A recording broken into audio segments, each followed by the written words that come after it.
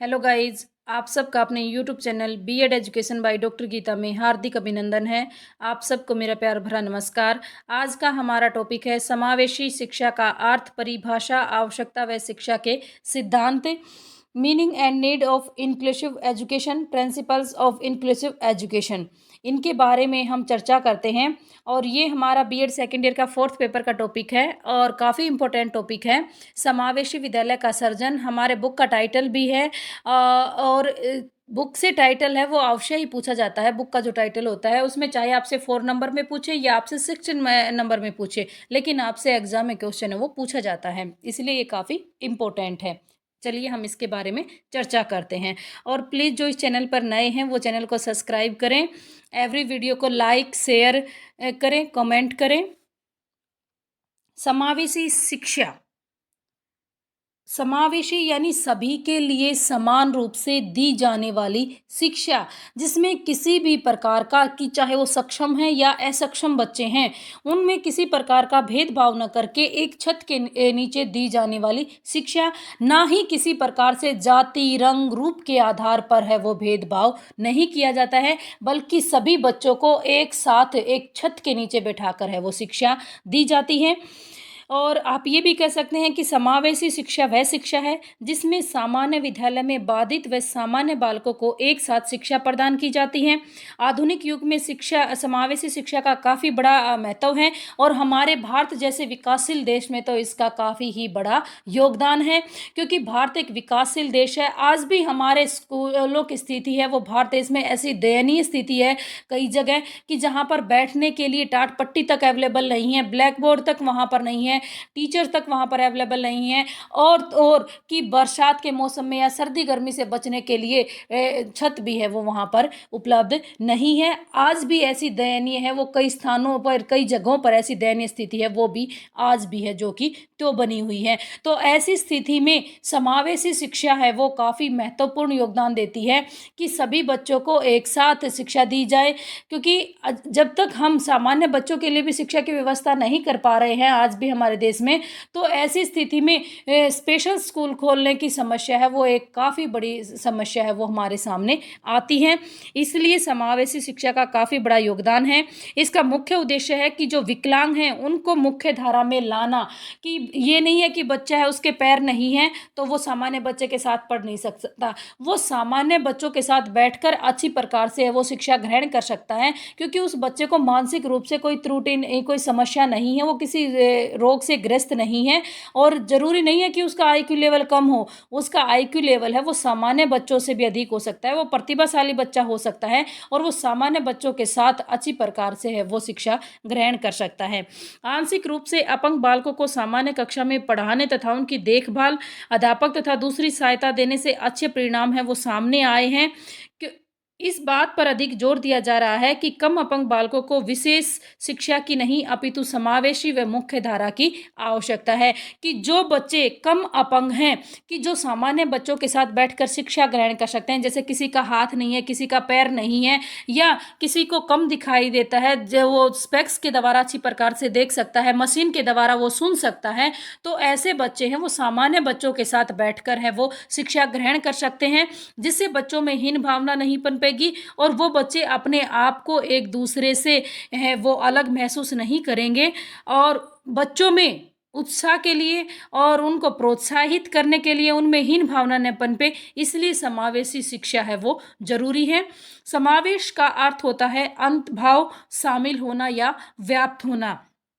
समावेशी शिक्षा का अर्थ एक ऐसी प्रक्रिया है जिसका मुख्य उद्देश्य बच्चों को समान अवसर व पूर्ण भागीदारी प्रदान करने के लिए उपयुक्त माहौल बनाना, कि किसी भी प्रकार का भेदभाव न करके सभी बच्चों को समान अवसर देना, चाहे वो अदर्स एक्टिविटी हैं उनमें भी पार्टिसिपेट करने के लिए सभी बच्चों को किए। हाँ बेटा, आप भी स्पीच दे सकते हो, आप भी दे सकते हो, आप भी इस खेल को खेल सकते हो और आप भी खेल सकते हो, आप भी ड्राइंग कर सकते हो और आप भी कर सकते हो। यानी ऐसी चीज़ें हैं वो हमें उन बच्चों को बतानी चाहिए, उनमें मोटिवेट है वो उनको करना चाहिए, प्रोत्साहित उनको करना चाहिए बच्चों को, कि उन बच्चों में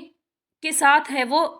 हमें ऐसा अलग बिहेव नहीं करना चाहिए कि ये बच्चा है ये कर सकता है और ये नहीं कर सकता, बल्कि सभी बच्चों को हमें प्रोत्साहित करना चाहिए कि आप सभी है वो बहुत कुछ अच्छा कर सकते हो और इनसे भी आप अच्छा कर सकते हो। ठीक है ना? तो उन बच्चों को समान अवसर दिए जाने चाहिए, किसी प्रकार का भेदभाव है वो उनके साथ नहीं करना चाहिए और उनके लिए उपयुक्त वातावरण है वो उनके लिए तैयार किया जाए, ताकि उनमें आत्मविश्वास जागृत हो कि हाँ, मैं भी ये कार्य कर सकता हूँ। क्योंकि आत्मविश्वास जब हमारा सुदृढ़ होगा, मजबूत होगा, तो चाहे कितना ही बड़ा काम हो, कितनी ही कठिन समस्याएं हमारे सामने क्यों ना हो, हम उनका बड़े ही आसानी से डट कर मुकाबला है वो कर सकते हैं। उनमें हीन भावना ना आए और उनको वो जो मुख्य धारा है उससे वो बच्चे हैं वो अलग ना हो, कि हमारा मुख्य उद्देश्य है कि सभी बच्चों को शिक्षा है वो प्रदान की जाए, कोई भी बच्चा है वो शिक्षा से वंचित ना हो।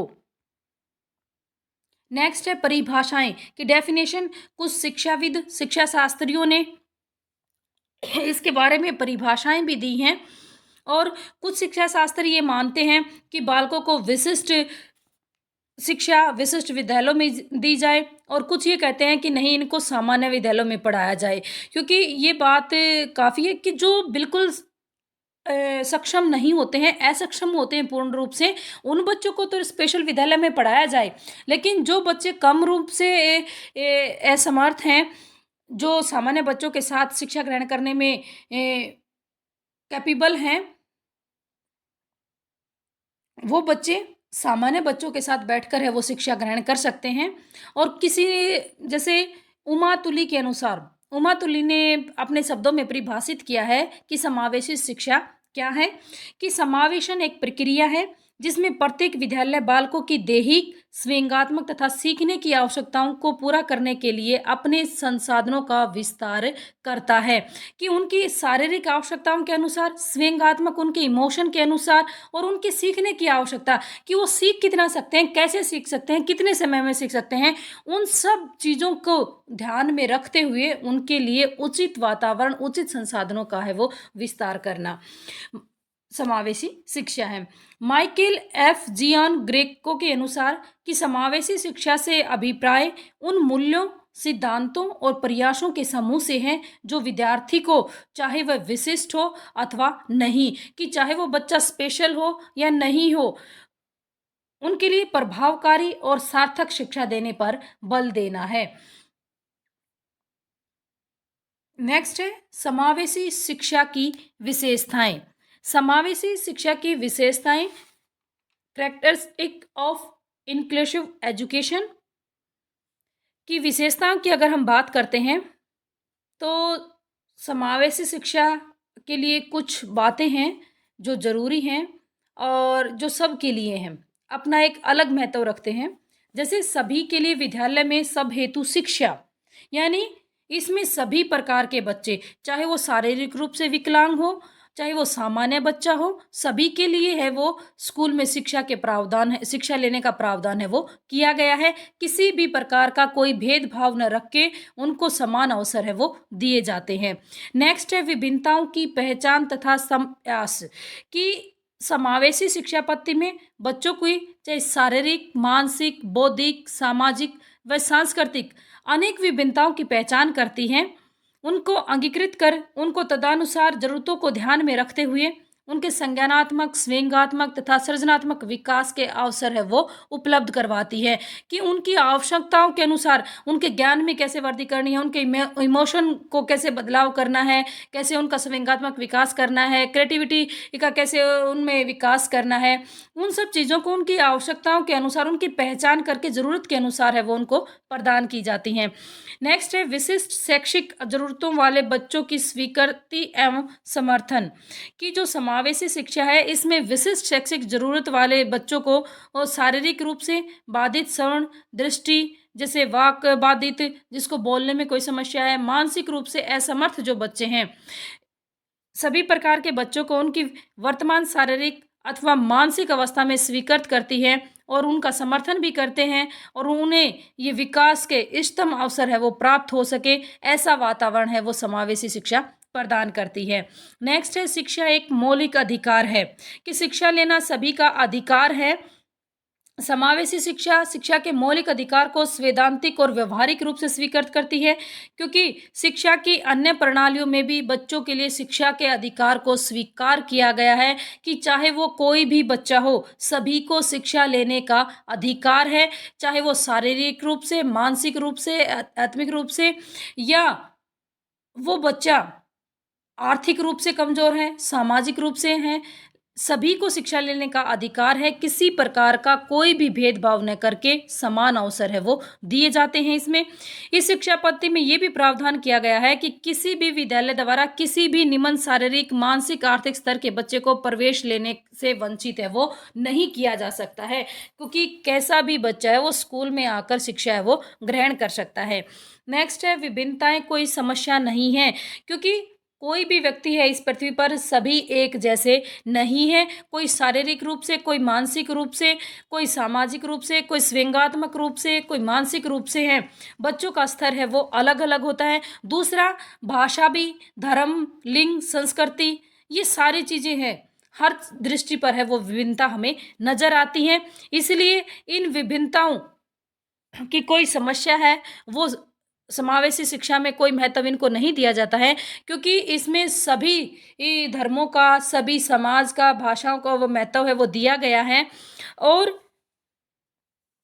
मानसिक गुणों की विभिन्नता बच्चों को परस्पर सीखने और सामाजिक रूप से सहसंबंधित होने व समायोजित होने के दुर्लभ अवसर भी है वो उपलब्ध कराती है। नेक्स्ट है, सुदृढ़ नीतियां तथा नियोजन करना, कि समावेशी शिक्षा के अधिकार की रक्षा करते हुए उसे लागू करने हेतु राष्ट्रीय व राज्य स्तर पर नीतियां भी बनाई गई हैं जो काफ़ी स्पष्ट हैं, और इन नीतियों का नियोजन भी बड़े सफल तरीके से किया जा रहा है। और यही वजह है कि गत वर्षों में कि बच्चों की शिक्षा, विशेषकर जो असमर्थ बच्चे हैं, उनके प्रति स्कूल, अध्यापक व समाज में अभिवृत्ति में अधिकाधिक बदलाव है वो देखने को मिला है, और उनकी शिक्षा में भी, शिक्षा के लिए देने के लिए काफ़ी प्रयास है वो किए गए हैं। नेक्स्ट है, विद्यालय का पर्यटन अभियोजन, कि समावेशी शिक्षा के अंतर्गत स्कूल विद्यार्थियों की ज़रूरतों के मुताबिक ही अभियोजन करता है। इस शिक्षा पद्धति में सामान्य शिक्षण पद्धति की भांति बच्चों को स्कूल के साथ अभियोजन है वो नहीं करना पड़ता है। प्राथमिक शिक्षण तथा पाठ्यक्रम अत्यधिक लचीला होना चाहिए, कि जो शिक्षण है वो भी हमारा लचीला लचीला होता है, कि जिसमें हम समय के अनुसार, आवश्यकता के अनुसार हम परिवर्तन कर सकें, कि जिस प्रकार से रबड़ जो होता है उसको हम जैसे चाहे वैसे शेप दे सकते हैं, ठीक उसी प्रकार से हमारा पाठ्यक्रम भी लचीला होना चाहिए, ताकि बच्चों की आवश्यकता के अनुसार और समय की आवश्यकता के अनुसार उसमें बदलाव किया जा सके, और शिक्षण में भी बच्चों की जो आवश्यकता है उसी के अनुसार हम टीचिंग मेथड है उनको अप्लाई कर सकें, उनके लिए वैसी शिक्षण सामग्री का है वो प्रयोग कर सकें। समावेशी शिक्षा मात्र असक्त बच्चों की शिक्षा नहीं है, क्योंकि समावेशी शिक्षा विशिष्ट बच्चों हेतु विशिष्ट शिक्षा मात्र ही नहीं, बल्कि ये इससे कहीं ज़्यादा अधिक है। और ये भी सत्य है कि जब शिक्षा के अधिकार की चर्चा करते हैं तो इन बच्चों से संबंधित होती है, क्योंकि ऐसे बहुत बच्चे हैं वो बहुत ही स्पष्ट और उपेक्षित समूह का निर्माण करते हैं। वास्तव में समावेशी शिक्षा का संबंध उन सभी बच्चों से है जो शिक्षा ग्रहण करने के योग्य हैं। यह शिक्षा पद्धति तो उन सब को सम्मिलित करती है, कर शिक्षा प्रदान करती है जो एक या दूसरे कारण से शिक्षा ग्रहण करने से वंचित होते हैं, कि एक या अधिक दोष होते हैं या कोई समस्या होती है जिनके कारण जो बच्चे पिछड़ जाते हैं, उनको भी शिक्षा देने का कार्य है वो समावेशी शिक्षा करती है। नेक्स्ट है, विशिष्ट एवं सामान्य शिक्षा में नज़दीकी संबंध, कि समावेशी शिक्षा के अंतर्गत विशिष्ट व सामान्य शिक्षा, औपचारिक व अनौपचारिक तथा स्कूल व समाज में नज़दीकी संबंध होता है, जिससे कि सभी बच्चों को ज़्यादा से ज़्यादा लाभ है वो प्राप्त हो सके। औपचारिक यानी जो शिक्षा स्कूलों के अंदर दी जाती है, स्कूल, कॉलेज, यूनिवर्सिटी के अंदर जो शिक्षा प्रदान की जाती है, और अनौपचारिक रूप से हम पत्र पत्रिकाओं के माध्यम से, कॉरस्पॉन्डेंस के माध्यम से, या हमारे आसपास के वातावरण से जहाँ हम रह रहे हैं वहाँ से जो हम सीख रहे हैं, वो हमारी अनौपचारिक शिक्षा का माध्यम है। नेक्स्ट है, समावेशी शिक्षा की आवश्यकता तथा महत्व, कि need and important of inclusive education, कि पहले माना जाता था कि असमर्थ बालकों को अलग से विशेष शिक्षा प्रदान करनी चाहिए। कुछ शिक्षा शास्त्री, कुछ मनोवैज्ञानिक ये मानते थे कि इन बच्चों को अलग से स्कूलों की व्यवस्था की जानी चाहिए और वहाँ पर उनको स्पेशल शिक्षा दी जानी चाहिए। उनके लिए स्पेशल अध्यापकों की नियुक्ति होनी चाहिए, क्योंकि उनकी आवश्यकता सामान्य बालकों से अलग होती है और उनके लिए विशेष रूप से प्रशिक्षित अध्यापकों की आवश्यकता होती है, जो उनकी आवश्यकता अनुसार प्रदान करते हैं। कि कई ये भी कहते हैं कि विशिष्ट शिक्षा बच्चों को शिक्षा के बराबर अवसर प्रदान करने की अपेक्षा पृथकता की भावना पैदा करती है, अलगाव की भावना पैदा करती है, हीन भावना पैदा करती है। इसलिए जो बच्चे शिक्षा से असमर्थ बालकों में हीन भावना है वो पैदा होती है, और ये हीन भावना पैदा ना हो इसके लिए समावेशी शिक्षा है वो अत्यंत आवश्यक है, क्योंकि सामान्य बच्चों के साथ बैठाकर इन बच्चों को शिक्षा है वो दी जा सकती है और उन बच्चों में बच्चे हैं वो अपने आप को एक दूसरे से अलग महसूस नहीं करेंगे। इसलिए समावेशी शिक्षा का महत्व है, जिसमें सबसे पहले शैक्षिक वातावरण, कि जब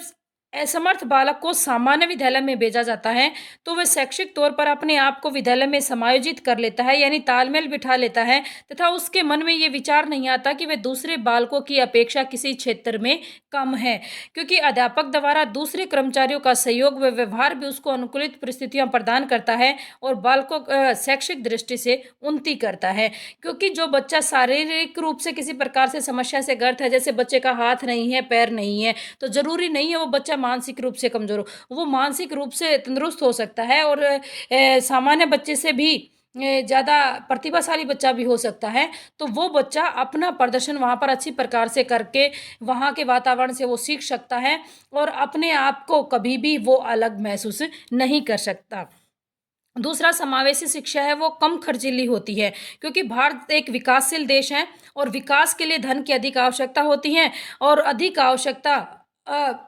है वो आज हमारे देश में इतना ज़्यादा धन नहीं है कि हम इन बच्चों के लिए अलग अलग जगह पर अलग अलग विद्यालय खोले। आज भी खोले हुए हैं, लेकिन काफ़ी दूरी पर है वो स्कूल मिलते हैं। राज्य में, डिस्ट्रिक्ट में 1 या 2 स्कूल हैं वो मिलते हैं। ऐसे जो सामान्य जो स्कूल होते हैं वो हर स्कूल, हर गांव में, हर शहर में हैं, वो अवेलेबल हैं। और आजकल तो ढाणियों में भी जो हमारे गवर्नमेंट स्कूल हैं उनकी स्थापना की जा रही है, ताकि कोई भी बच्चा है वो शिक्षा से वंचित ना हो। तो असमर्थ बालकों के लिए सभी प्रकार के शैक्षिक कार्यक्रमों का प्रबंध करने के लिए अधिक पैसे की आवश्यकता होती है। इनके लिए विशेष रूप से प्रशिक्षण प्राप्त अध्यापक, मनोवैज्ञानिक, डॉक्टर आदि की आवश्यकता पड़ती है, जबकि सामान्य विद्यालयों में इस प्रकार की सुविधाएं हैं वो पहले से ही उपलब्ध होती हैं। इसलिए इन बच्चों को उन बच्चों के साथ बिठाकर पढ़ाया जा सकता है, जिससे हमारा पढ़ाने का जो खर्चा है वो कम होगा, और इस दृष्टि से समावेशी शिक्षा है वो अधिक सस्ती होती है। नेक्स्ट है मानसिक विकास, मेंटल ग्रोथ, कि असमर्थ बालकों को विशिष्ट शिक्षा अलग विद्यालयों में निपुण व प्रशिक्षित अध्यापकों की देखरेख में प्रदान की जाती है, लेकिन असमर्थ बालकों को में इस बात को लेकर मानसिक हीनता पैदा हो जाती है कि वो उनको सामान्य बालकों के साथ क्यों नहीं पढ़ाया जा रहा है, क्या वो उनके जैसे नहीं है। इससे बच्चे के ऊपर नकारात्मक प्रभाव पड़ता है और वो उतना ज्ञान या उतनी नॉलेज हासिल नहीं कर पाता है जितना कि उसको करना चाहिए। लेकिन समावेशी शिक्षा में असमर्थ बालकों को सामान्य विद्यालय में सामान्य बालकों के साथ शिक्षा प्रदान की जाती है, और साधारण बालकों की तरह शिक्षा प्राप्त करने में उनमें हीन भावना का विकास नहीं होता, बल्कि उनके आत्मसम्मान में की भावना का विकास होता है, और वो पहले से कहीं ज़्यादा मजबूत है वो होते हैं, क्योंकि आत्मविश्वास ही हमें आगे बढ़ने के लिए प्रेरित करता है, और इसलिए बच्चे का आत्मविश्वास है वो सुदृढ़ होना चाहिए। नेक्स्ट है सामाजिक मूल्यों का विकास, डेवलपमेंट ऑफ सोशल वैल्यूज, कि शिक्षा का उद्देश्य बालकों को केवल शिक्षित करना ही नहीं बल्कि उनका पूर्ण विकास करना है। सामान्य बालकों में असमर्थ बालकों को शिक्षा देने में उनमें सामाजिक गुणों का भी विकास होता है, क्योंकि विद्यालय में समाज के सभी वर्गों के बच्चे हैं वो पढ़ने के लिए आते हैं। उनके साथ मिलकर असमर्थ बालकों में समाजीकरण की भावना का विकास होता है, और असमर्थ बालकों में भी प्यार, दयालुता, समायोजन, सहायता, भाईचारा आदि सामाजिक गुणों का विकास है वो होता है। इसलिए समावेशी शिक्षा है वो काफ़ी महत्वपूर्ण है। नेक्स्ट है समानता का सिद्धांत, प्रिंसिपल ऑफ इक्वलिटी, कि भारतीय संविधान में भी प्रत्येक बालक को के साथ किसी भी प्रकार का कोई भेदभाव न करके एक समान शिक्षा देने की बात है वो कही गई है, कि चाहे वो किसी भी जाति, वर्ग, धर्म, संप्रदाय से संबंधित हो, लेकिन शिक्षा है वो सभी के लिए एक जैसी हो। हम शिक्षा प्रदान करने के लिए किसी प्रकार का भेदभाव नहीं करते हैं और इस उद्देश्य को पूरा करने के लिए असमर्थ बालकों को समावेशी शिक्षा देना अति आवश्यक है। और फॉर एग्जाम्पल के लिए आज करंट में कि जैसे जो प्राइवेट स्कूल हैं वो अलग अलग पब्लिकेशन की बुक्स वगैरह लगवाते हैं। तो हमारी सरकार ने ये निर्णय लिया है कि सभी स्कूलों में, चाहे वो सरकारी स्कूल हो चाहे वो निजी स्कूल हो, सभी में एनसीईआरटी से संबंधित बुक है वो पढ़ाई जानी चाहिए, ताकि सभी बच्चों को एक जैसा पाठ्यक्रम है वो मिले, उनमें किसी प्रकार की हीन भावना ना पनपे। ये उदाहरण भी समानता के सिद्धांत को दर्शाता है। नेक्स्ट है प्राकृतिक वातावरण, कि नेचुरल इन्वायरमेंट में, कि सामान्य विद्यालयों में असमर्थ बालकों को प्राकृतिक वातावरण प्राप्त होता है। जब असमर्थ बालक सामान्य बालकों के साथ साधारण विद्यालय में शिक्षा प्राप्त करते हैं तो उनमें इस प्रकार की भावना का विकास नहीं होता है। वे किसी भी प्रकार के सामान्य बालकों से कम नहीं हैं। सामान्य बालक भी उनको अपना साथी समझने लगते हैं और असमर्थ बालक अपने आप को सहजता के साथ उनके साथ समायोजित कर लेते हैं, उनके साथ तालमेल बिठा लेते हैं, हर परिस्थिति में कैसे व्यवहार करना है, क्या करना है वो सीख जाते हैं। कि ऊपर जितनी भी ये बातें कही गई हैं शिक्षा की आवश्यकता को ध्यान में रखते हुए हम ये कह सकते हैं कि विशिष्ट शिक्षा की उपेक्षा असमर्थ बालक को सामान्य विद्यालय में ही शिक्षा प्रदान करनी चाहिए। सामान्य शिक्षा के साथ साथ उसकी आवश्यकताओं के अनुसार उसके लिए विशेष कक्षाओं का प्रबंध करना चाहिए, उसके लिए प्रशिक्षण प्राप्त अध्यापकों का भी प्रबंध है वो करना चाहिए। नेक्स्ट है समावेशी शिक्षा के सिद्धांत, प्रिंसिपल्स ऑफ इंक्लूसिव एजुकेशन, कि समावेशी शिक्षा के सिद्धांत की अगर हम बात करते हैं तो प्रत्येक बच्चे को अपनी वृद्धि, विकास व अपनी व्यक्तिगत योग्यता का विकास हेतु शिक्षा प्राप्त करने का पूर्ण अधिकार है। इस अधिकार को प्राप्त करने का मार्ग है वो समावेशन है। समावेशी शिक्षा प्रणाली एक प्रकार का लक्ष्य है। इसके अंतर्गत हमें अनेक आवश्यक सामाजिक, आर्थिक समायोजन करने की जरूरत होती है और सभी जो सक्षम नहीं है, बच्चे असक्षम हैं, उनमें समानता नहीं होती है, क्योंकि कोई शारीरिक रूप से होता है, कोई मानसिक रूप से होता है, कोई श्रवण बाधित होता है, कोई दृष्टि बाधिता, कोई बाधिता, कि उनकी जो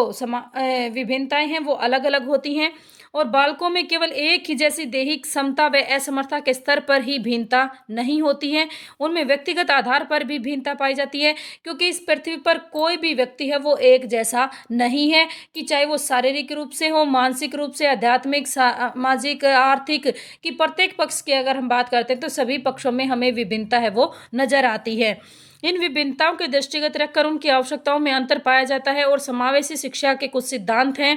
जो विशिष्ट बच्चों की आवश्यकताओं को पूर्ण करने में सक्षम हैं। जैसे सबसे पहले है व्यक्तिगत विभिन्नता का सिद्धांत, प्रिंसिपल ऑफ इंडिविजुअल डिफरेंस, कि व्यक्तिगत भिन्नता भी दो प्रकार की होती हैं, कि जैसे दो व्यक्तियों में आपसी भिन्नता और व्यक्ति की स्वयं भिन्नता, कि इस प्रकार ये कहा जा सकता है कि कुछ बालक दूसरे बालकों से ज्यादातर गुणों में सर्वदा पृथक होते हैं, जिनकी शिक्षा के प्रति विशेष लगाव होता है, और कुछ बच्चे इसके बिल्कुल विपरीत होते हैं। तो ऐसे बालकों की विशिष्ट शिक्षण संबंधी जरूरतों को विशिष्ट शिक्षा के द्वारा है वो पूर्ण किया जाना चाहिए। नेक्स्ट है भेद रहित शिक्षा का सिद्धांत, कि समावेशी शिक्षा समाज के किसी भी वर्ग या समूह के लिए विशेष नहीं है, ये सभी के लिए समान है, कि इस भारत की भूमि पर जो भी व्यक्ति हैं, किसी भी धर्म से संबंधित हैं, सभी को समान शिक्षा लेने का अधिकार है, किसी प्रकार का कोई भेदभाव है वो नहीं किया जाता है। और इस शिक्षा का मुख्य उद्देश्य ये भी है कि समाज के सभी वर्गों व सभी समूहों को शिक्षा प्रदान करता है। इसकी नीतियां व कार्यक्रम सभी को ध्यान में रखकर बनाए गए हैं और इसको लचीला भी बनाया गया है, ताकि समय और आवश्यकता के अनुसार इसमें वांछित परिवर्तन है वो कर सकें और बच्चे हैं वो शिक्षा से वंचित ना रहें। समावेशी शिक्षा के इस सिद्धांत के तहत ऐसे बच्चों की पहचान की जानी चाहिए जिन्हें विशेष शिक्षा प्रदान करने की आवश्यकता होती है, ताकि उन्हें दी जाने वाली शिक्षा उपयुक्त स्वरूप है वो निश्चित की जा सके और प्रत्येक बालक की व्यक्तिगत रूप से परीक्षा ली जानी चाहिए,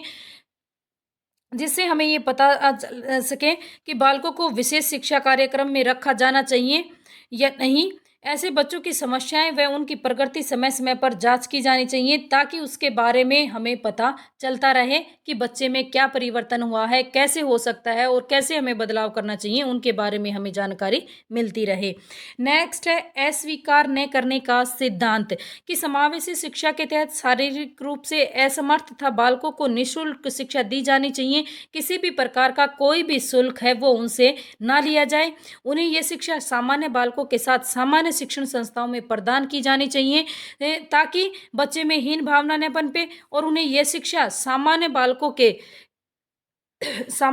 के साथ सामान्य शिक्षण संस्थाओं में प्रदान की जानी चाहिए। सामान्य शिक्षण संस्थाओं में प्रवेश हेतु ऐसे बालकों के लिए किसी प्रकार के प्रमाण पत्र की आवश्यकता नहीं होगी और किसी भी शिक्षण संस्था को इन बालकों को स्वीकार करने तथा न करने का विकल्प है वो नहीं दिया जाना चाहिए, ताकि वो बच्चे हैं अपनी इच्छा के अनुसार जिस भी विद्यालय में वो शिक्षा ग्रहण करना चाहते हैं वो वहाँ पर शिक्षा है वो ले सकते हैं। नेक्स्ट है व्यक्तिगत शिक्षा कार्यक्रम का सिद्धांत, कि जो बालक विशेष शिक्षा की आवश्यकता का अनुभव करते हैं कि उन्हें विशेष शिक्षा की ज़रूरत है, कि जिन बालकों को विशेष शिक्षा है वो चाहिए, तो उन बालकों के लिए व्यक्तिगत शिक्षा कार्यक्रम या तो विशेष कक्षाओं के माध्यम से दिया जाना चाहिए या उनसे संबंधित संसाधन युक्त कक्षाओं में, जहाँ उनसे संबंधित विभिन्न प्रकार की तकनीकी सहायक सामग्री है वो विद्यमान हो। इस प्रकार की शिक्षा इन ऐसे बालकों की वर्तमान कार्य प्रणाली एवं विशेष आवश्यकता के अनुकूलन होनी चाहिए। नेक्स्ट है नियंत्रित परिवेश का सिद्धांत, कि नियंत्रित परिवेश से तात्पर्य है कि जहां तक संभव हो सके शारीरिक रूप से असक्त बच्चों एवं अन्य सामान्य बच्चों की ये शिक्षा एक ही कक्षा कक्ष में एक साथ होनी चाहिए। ऐसी कक्षा सामान्य हो सकती है। सामान्य कक्षा का असक्त बच्चों को न्यूनतम बाधा उत्पन्न करने वाले परिवेश है वो प्रदान करता है। विशिष्ट प्रक्रिया का सिद्धांत, कि विशेष प्रक्रिया का यह सिद्धांत इस बात पर बल देता है, इस बात पर जोर देता है कि शारीरिक रूप से असक्त बच्चों के अभिभावकों को स्कूल की व्यवस्था का निर्धारण व विश्लेषण का पूरा अधिकार प्राप्त है, जहां पर बच्चों की उनकी जरूरत के अनुसार शिक्षा प्रदान की जा सके। अगर अभिभावक शिक्षण संस्था के कार्य प्रणाली से संतुष्ट नहीं है तो वे बच्चों को उस संस्था से निकाल कर दूसरी संस्था में प्रवेश दिला सकते हैं और अगर कोई समस्या है तो वो उस पर बातचीत भी कर सकते हैं। जहां पर पहली शिक्षा संस्था की तुलना में शैक्षिक कार्यक्रम अधिक उपयुक्त व बच्चों की जरूरतों के मुताबिक हो, वहां पर उन बच्चों को प्रवेश है वो दिलाना चाहिए। नेक्स्ट है अभिभावकों के सहयोग का सिद्धांत, क्योंकि अभिभावक एक अध्यापक ही नहीं, एक जो शिक्षा से संबंधित